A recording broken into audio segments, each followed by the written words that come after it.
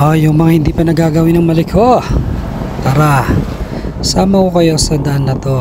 Pakita ko, share ko sa inyo ano itsura ng kalsada papuntang Malikho pag galing ka ng Pangasinan. So yan, sementado na po siya diretso hanggang Malikho proper. So ako nan siya, tapos paliko-liko yan. So maganda rin yung view. Tapos syempre malamig kung nasa tuktok ka na. So ganito yung itsura ng daan. Ayan, nakaka-refresh kung galing ka ng syudad. Ayan, so may mga paliko, tapos may mga bato-bato, kaya ingat-ingat kasi minsan lalo pagkakatapos ng ulan nagkalat yung bato sa daan. Tapos ganito may mga blind curve, so yung mga hindi ganong kasanay sa biglang liko, dahan-dahan tayo. Maganda yung tanawin dito sa part na to. So yan yung tsura ng mga bato sa gilid-gilid pagkakatapos ng ulan. Tapos may bumagsak na lupa galing dun sa bandang taas. Siya mga abutin lang kayo naman 1 hour or 40 to 1 hour yung travel time from Santa Maria to Malikho proper.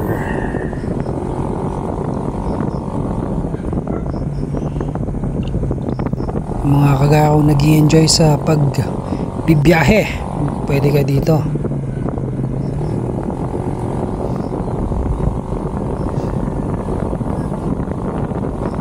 Yan nasa bandang tuktok na part na to.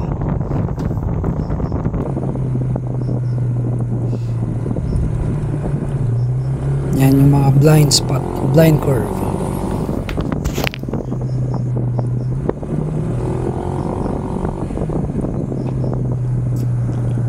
Yan, pag nasa part na kayo ng Kolibong, dyan na magdadagsan or mga may makikita na kayo mga establishment, mga kainan, ganun, or saan kayo, mga tindahan kung saan kayo pwedeng mag stop over.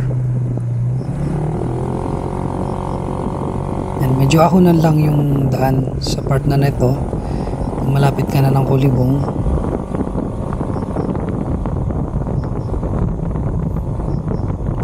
Dapat condition pag sasakyan ng dala mo, condition sasakyan mo para yung mga iwas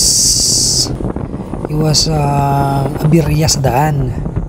Kasi pag dito ko nasiraan sa part na to, lalo pag wala kang alam sa mechanical parts ng yung sasakyan, mangangamote ka dito kasi mangilan-ilan or tsambahan kung may matawag kang mekaniko sa part na to.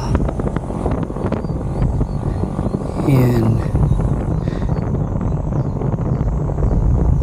So may mga part dito na basa yung kalsada, so ingat kayo kasi madulas. Tapos yun, ang challenge lang siguro sa kalsada na to is wala pa siyang mga markings sa kalsada for visibility, lalo pag mga bare months, kasi sobrang nagsi-zero visibility talaga dito sa sobrang kapal ng hamog. Yan, so yan, matataas yung bangin sa part na ito. So pag first time mo ditong dumaan, dahan-dahan lang, hindi mo naman kailangan makipagkarera pag nandito ka na. Yan, solid pag nag zero visibility dito pag gabi tsaka madiling araw. Ang mahirap pa kasi dito is wala siyang markings, so hindi mo talaga makikita kung saan patungo yung sasakyan mo. Wala kang guide, kaya napakadelikado. Kaya pag first time mong dumaan dito, advice lang, wag mong pipiliin ng gabi or madaling araw. Kasi pag nasira ka dun sa part na walang mga bahay, wala talagang tutulong sa'yo. Tapos wala ring signal ng phone, Yun, walang signal ng cellphone. Or hirap yung signal. Hirap makakuha ng reception.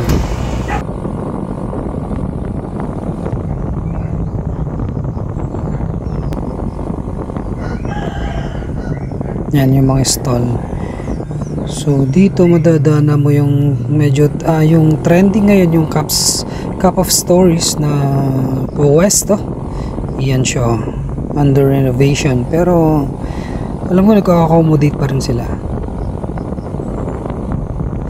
Tapos pagkalagpas mo nyan, malapit ka na dun sa tourist attraction dito sa Maligo, yung Sherman Tank. Yan siya. So medyo ahonan na to sa part na to. At ito yung entrance papunta dyan sa tangke. Ito siya. Not sure kung 25 or 35 yung entrance fee. So dun siya part. Tapos yan na, sunod-sunod na yung establishment dito. Mga nagtitinda ng gulay. Tapos mataas na yung bangin. Yan, maganda na magpa-picture. Medyo nagpa-fog na siya.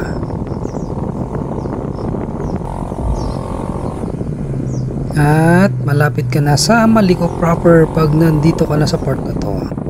So pag hindi mo pala alam, ang Malico nahati yan. May part na Nueva Vizcaya at meron siyang part na Pangasinan. So hindi siya entirely part ng Pangasinan at hindi rin siya entirely part ng Nueva Vizcaya. So yan, yung part kung saan nandun yung tangke is part pa rin ng Nueva Vizcaya. Yan, malapit na tayo, konting liko na lang. At pag first time mong dumaan dito, siguraduhin mong makapal yung jacket mo, lalo pag nakamotor ka. You know, welcome to Malico. At dito pala, sunod-sunod na rin yung mga inn dito. Pag gusto mo mag-overnight, may mga available na transient house dito. Hindi, not sure kung magkano yung yung range nila. So ito na yung papasok ng Malico proper. Yan na siya. Salamat.